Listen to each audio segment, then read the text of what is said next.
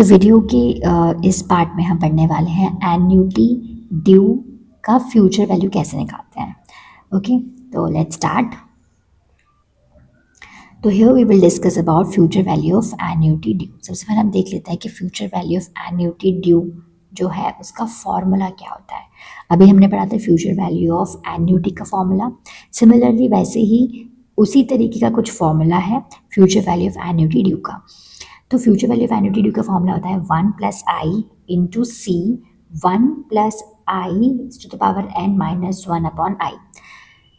जहाँ पर ये आप देख रहे होगे कि इतना हिस्सा जो है ये जो है 1 plus i to the power n minus 1 upon i, और ये सी, ये वाला जो पार्ट है, ये पूरा का पूरा जो पार्ट है कैसा, बिल्कुल सिमिलर टू एन्युटी के जैसा है, फ्यूचर वैल्यू ऑफ एन्युटी के जैसा है, वही है ये, है ना। और ये इसमें एक्स्ट्रा क्या है, इसमें सिर्फ एक्स्ट्रा 1 प्लस आई लगा हुआ है, तो ईजी होगा याद करने के लिए। देख लेते हैं आपकी क्या जो इसमें ये जो फॉर्मूला है इसमें किस चीज़ से हम कौन सा लेटर क्या डिनोट कर रहा है। जैसे इसमें ये जो आई है, आई डिनोट्स इंटरेस्ट रेट, ठीक है, या फिर रेट पर पीरियड जो रहेगा या फिर इंटरेस्ट रेट रहेगा। आई का मतलब क्या है वो, ठीक है। C stands for periodic payment, जो भी पीरियोडिक पेमेंट रहेगा या फिर कैश फ्लो पर पीरियड हो रहा होगा वो सी हो जाएगा। और n, what is n here, here n stands for number of periods, कितने टाइम के लिए डिपॉजिट किया रिसीव्ड हुआ, तो वो हो जाएगा एन, ठीक है। तो फ्यूचर वैल्यू ऑफ एन्युटी का फॉर्मूला तो हमने देख लिया।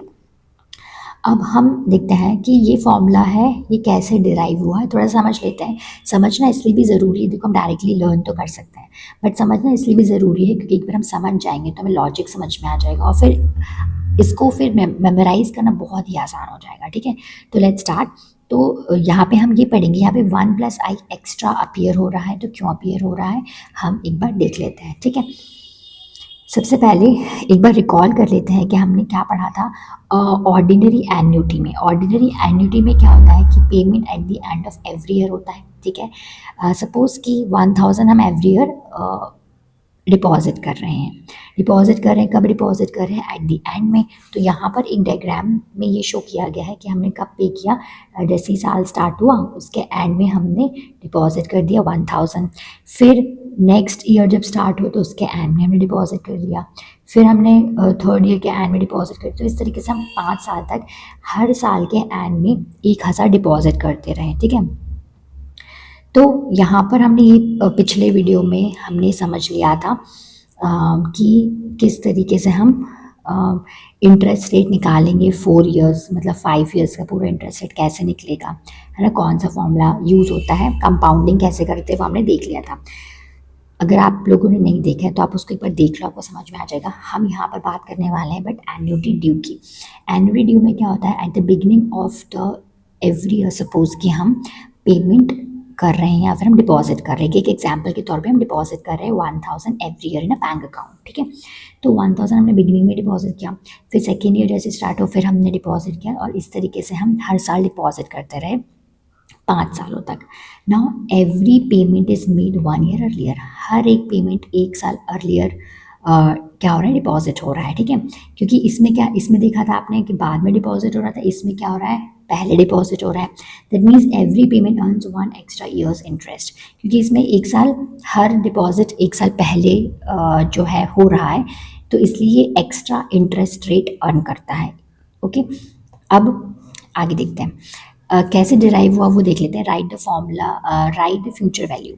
सपोज देखो कि सपोज कि पेमेंट जो है वो पी ले लेते हैं, ठीक है। हम सपोज कर लेते हैं कि पेमेंट पी है, इंटरेस्ट रेट आर है, ठीक है। ईयर क्या है, 5 साल है, ठीक है। तो क्या होगा, तो first payment stage invested for 5 years, तो पहला पेमेंट जो है वो 5 साल तक इन्वेस्टेड रहेगा। देख लेते हैं कैसे रहेगा ये 1 2 3 4 5। यहाँ पे सबसे पहला बिगनिंग में हुआ 1000 रुपये जमा, फिर 1000 रुपये जमा हुआ, फिर 1000 रुपये जमा हुआ, फिर 1000 रुपये जमा हुआ, फिर 1000 रुपये जमा, ठीक है। तो आप देखोगे यहाँ पर कि जो पहला पेमेंट है, फर्स्ट पेमेंट जो है, मतलब ये वाला पेमेंट कितने समय के लिए रहा, स्टेज फॉर 5 ईयर, 5 साल के लिए स्टे रहा। 1 2 3 4 और ये पूरा 5 है ना, ये पूरा 5 हुआ ना, डिपॉजिट हमने at the beginning of the year किया था, पर साल तो पूरा कंप्लीट तब होगा ना जब पूरा एंड हो जाएगा। तो ये जो डिपॉजिट है वो कितने समय के लिए रहा, ये समय के लिए रहा 5 ईयर्स के लिए रहा, ठीक है। ऐसे ही जो सेकेंड पेमेंट रहेगा वो कितने समय के लिए डिपॉजिट रहेगा, वो रहेगा 1 2 3 4, वो 4 साल की रहेगा। ऐसी थर्ड पेमेंट रहेगा 3 ईयर्स के लिए, फोर्थ पेमेंट रहेगा 2 ईयर्स के लिए और फिफ्थ पेमेंट रहेगा 1 साल के लिए, ठीक है। तो यहाँ पर जो हम फ्यूचर वैल्यू हम निकालेंगे, तो फ्यूचर वैल्यू कैसे निकालेंगे, फ्यूचर वैल्यू हमको भी कंपाउंडिंग करके निकालना पड़ेगा। वही सिंगल सिंगल फॉर्मूला देख रहे हैं अभी हम, ठीक है। सपोज कि हमने पहला वाला जो 1,000 रुपये डिपॉजिट किया था बिगिनिंग में, तो जो पहला वाला हम डिपॉजिट करेंगे बिगिनिंग में उसका फ्यूचर वैल्यू निकालेंगे कैसे, वो कैसा हो जाएगा, future value is equals to क्या हो जाएगा, P1 + R/100 यही रहेगा फ्यूचर वैल्यू, है ना। इसको कैसे लिख सकते हो आप, इसको P हमने पेमेंट माना है यहाँ पे, तो मान लो ये P है, ठीक है। 1 + R, 1 + R हम डायरेक्टली लिख रहे हैं क्योंकि ये हम डेसिमल्स में ही लेंगे, ठीक है। जो इंटरेस्ट रेट है हम डेसिमल्स में लेंगे। और ये कितने समय के लिए रहा पैसा, 5 साल के लिए रहा, ठीक है। तो फर्स्ट पेमेंट हमारे पास ये हो गया। सेकंड हमने डिपॉजिट किया वो कितने समय के लिए, 4 साल के लिए, तो वो 4 साल के लिए, ये वो 4 साल तक डिपॉजिट रहा, 1 2 3 4, है ना। फिर ऐसी जो हमारा थर्ड पेमेंट है वो 3 साल के लिए रहा, सेकेंड पेमेंट हमारा 2 साल के लिए रहा और जो लास्ट पेमेंट हमारा वो 1 साल के लिए डिपॉजिट रहा। इस पूरे जो हमने पूरे साल जब तक हमने पैसा डिपॉजिट रखा उन सब में आप देख रहे होंगे कि जो पेमेंट हम कर रहे हैं, ठीक है, जो भी हमने डिपॉजिट कर रहे हैं वो सेम है ना। तो यहाँ से पी कॉमन निकल आएगा, तो यहाँ से हमने क्या किया, इस पूरे में से हमने पी को कॉमन ले लिया। मैथ्स, नॉर्मल मैथ्स है ना, ये मैथ्स में हमने सबने पढ़ा है, कॉमन ले सकते तो हमने कॉमन ले लिया, कॉमन ले लिया तो हमारे पास ये बचाइए। अब आगे बढ़ते हैं, अब आगे बढ़ेंगे तो हम देखेंगे कि यहाँ पर 1 + R भी तो कॉमन है सभी में, 1 + R, ये 1 + R सभी में कॉमन, हमने 1 + R भी निकाल लिया बाहर। अब जब हम यहाँ पे 1 + R भी निकाल लेंगे तो हमारे पास बाहर क्या आ गया, हमारे पास बाहर आ गया P और 1 + R हमारे पास बाहर आ गया। अंदर क्या बचा हमारे पास, अंदर बचा हमारे पास ये पूरा। और ये जो फॉर्मूला था अभी हमने एन्युटी के केस में, ऑर्डिनरी एन्युटी के केस में हम पढ़ चुके हैं इसका क्या फॉर्मूला होता है ना। इसका हम पढ़ चुके थे पूरा पूरा कि क्या फॉर्मूला होता है। तो ये क्या है हमारे पास, ये जो पूरा है ये क्या है, ये हमारे पास है 1 + R⁻n/R-1,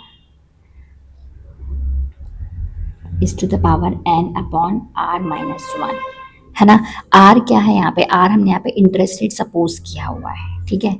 तो ये इंटरेस्ट रेट आर हो गया।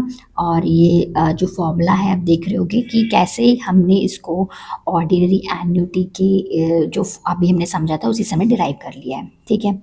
तो I hope it is clear. तो फाइनल जो फॉर्मूला आता है हमारे पास, फाइनल जो फॉर्मूला आता है future value of ordinary annuity का, वो क्या आ जाता है, वो आ जाता है हमारे पास 1 + R इंटू P 1 +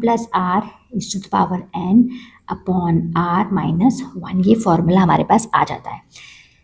अब इसमें लेटर से कंफ्यूज मत होना, ठीक है। आप यहाँ पे R को I भी लिख सकते हो क्योंकि R मतलब रेट, I मतलब interest rate, both are same. P मतलब पेमेंट, ठीक है, पेमेंट हमने P ले लिया। C मतलब कैश फ्लो, तो सेम ही है, पेमेंट और C बोथ आर सेम, ठीक है। N is also same, time कितने समय के लिए हमें डिपॉजिट किया वो है, तो डोंट गेट कंफ्यूज्ड, है ना। फॉर्मूला आप चाहे ऐसे याद कर लो चाहे ये याद कर लो, बस ये है कि लेटर डिफरेंट लेटर से वही चीज़ हमें डिनोट करती है, ठीक है। तो I hope it is clear. अब बस तो फाइनली एक बार देख लेते हैं, जैसे कि हमने देखा कि कोई डिफरेंस नहीं है ऑर्डिनरी एन्युटी में। पेमेंट एट द एंड होता है, नॉर्मल फॉर्मूला है, वही वाला फॉर्मूला है। और जो एन्युटी ड्यू रहेगा उसमें क्या रहेगा, पेमेंट एट द बिगनिंग है, every payment earns 1 extra year, है ना। इसलिए इसको हमने मल्टीप्लाई बाय कर दिया है बस 1 + I से, I रेट ऑफ इंटरेस्ट, ठीक है, उससे हमने से उसको मल्टीप्लाई कर दिया, बाकी फॉर्मूला सेम है। तो थैंक यू फॉर वॉचिंग। अब मिलते हैं नेक्स्ट